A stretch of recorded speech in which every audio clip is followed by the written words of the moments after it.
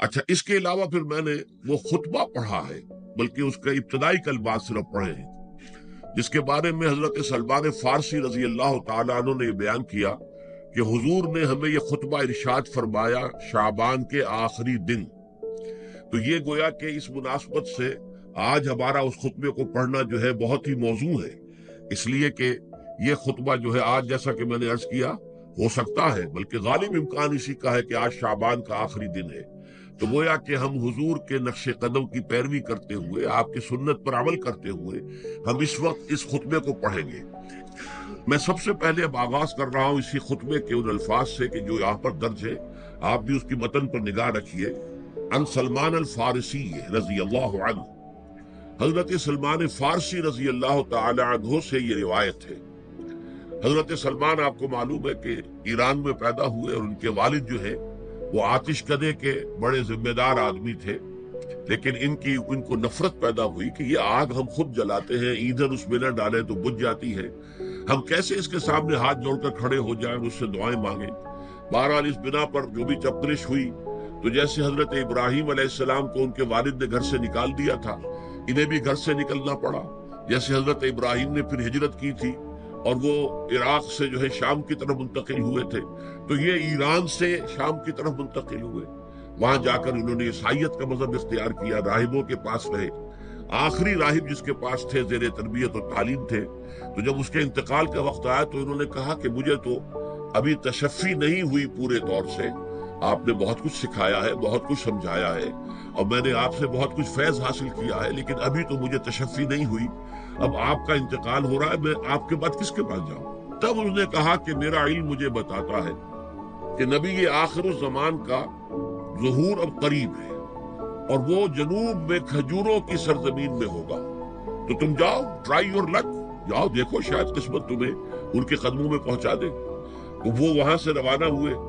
ایک قافلے کے ساتھ، قافلے پر ڈاکوؤں نے حملہ کیا، انہیں پکڑ کر غلام بنا لیا، غلام بنا کر بیچ دیا، لیکن یہ دیکھیے قسمت ان کی کہ مدینے کے یہودی نے خرید لیا، اب مدینے پہنچ گئے۔ اب وہاں خبریں انہیں مل رہی ہیں کہ مکے میں کسی صاحب نے دعویٰ کیا ہے نبوت کا، لیکن ان کے پاؤں میں تو غلامی کی بیڑیاں، یہ مکے تو نہیں جا سکتے۔ تو میں کہا کرتا ہوں کہ یہ اس شخص کی قسمت ہے کہ جیسے ہم کہتے ہیں کہ پیاسا کنویں کے پاس جایا کرتا ہے، کنواں تو پیاسے کے پاس نہیں آتا، لیکن یہاں کیا ہوا، کنواں چل کر پیاسے کے پاس پہنچا ہے۔ محمد رسول اللہ صلی اللہ علیہ وسلم ہجرت فرما کر مدینے تشریف لے آئے۔ تب انہوں نے اپنے آقا سے ایک روز کچھ تھوڑی سی کھجوریں مانگی، لی اور اجازت طلب کی اور جا کر حضور کی خدمت میں پیش کی، کیونکہ اس نے یہ بتایا تھا راہب نے کہ وہ ہدیہ تو قبول کر لیں گے، صدقات قبول نہیں کریں گے، صدقہ قبول نہیں کریں گے۔ تو اسی امتحان کے لیے جا کر حضور کی خدمت میں وہ کھجوریں پیش کی۔ حضور نے پوچھا کیا ہے، عرض کیا صدقہ، فرمایا نہیں، میں صدقہ قبول نہیں کرتا، یہ غربا کا حق ہے، دے دو، تقسیم کر دو۔ پھر کچھ عرصے کے بعد پھر کچھ کھجوریں لی ہوں گی اپنے اس آقا سے، پھر پہنچے، پھر جب حضور نے پوچھا کیا ہے، عرض کیا کہ یہ ہدیہ، آپ نے فرمایا ہاں ٹھیک ہے، ہدیہ میں قبول کرتا ہوں۔ تو فوراً قدموں میں گر گئے، ایمان لے آئے۔ اور ان کا معاملہ جو ہے یہ بھی جان لیجئے کہ یہ فقراء صحابہ میں سے تھے جو کوئی کام نہیں کرتے تھے، ہمہ وقت حضور کے ساتھ رہنا، اور اس اعتبار سے حضور نے ان کے بارے میں یہ بھی کہا ہے کہ سلمان و منا من اہل البیت، سلمان جو ہے وہ ہمارے اہل بیت میں شامل ہے، رضی اللہ تعالی عنہ۔ ان کی روایت ہے قال خطبنا رسول اللہ صلی اللہ علیہ وسلم، تو وہ فرماتے ہیں کہ ہمیں خطبہ ارشاد فرمایا نبی اکرم صلی اللہ علیہ وسلم نے شعبان کے آخری دن، فقال، اور فرمایا، یا ایھا الناس، اے لوگو، قد اظلکم شہر عظیم، تم پر ایک عظمتوں والا مہینہ سایہ فگن ہو گیا ہے۔ ظل کہتے ہیں سائے کو،